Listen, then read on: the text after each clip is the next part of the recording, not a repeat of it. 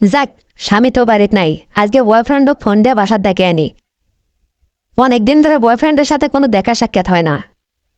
আজকে তো স্বামী বাড়িতে নাই, বাসার ডেকে এনে তা ওর সাথে অনেক মজা করা যাবে।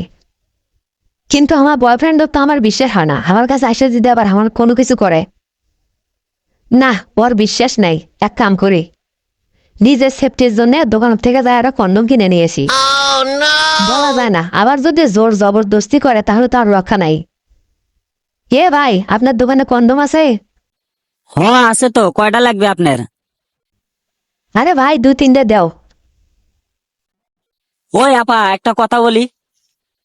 এতদিন তো ভাই এগুলা জিনিস কিনে নিয়ে গেছে, কিন্তু আপনি আবার এই জিনিসটা আজকে কিনবে যাচ্ছেন, বুঝলাম না বিষয়টা। আরে ভাই, আজকে আপনার ভাই বাড়িতে নাই।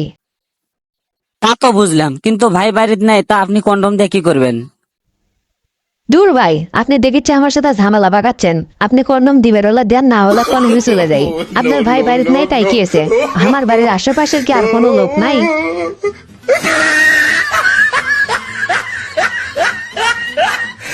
বিষয়টা বুঝতে পারলাম না, ভাই বাড়িতে নাই আবার কন্ডম নিয়ে যাচ্ছে ভাবি।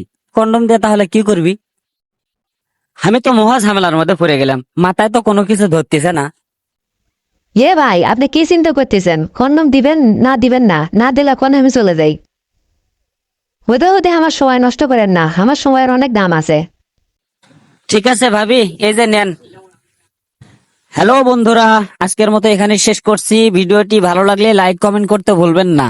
আর এরকম আরো মজার মজার ভিডিও পেতে আমাদের উত্তরবঙ্গের আড্ডা চ্যানেলটি সাবস্ক্রাইব করে এবং পাশে থাকা বেল বাটনটি চেপে রাখুন।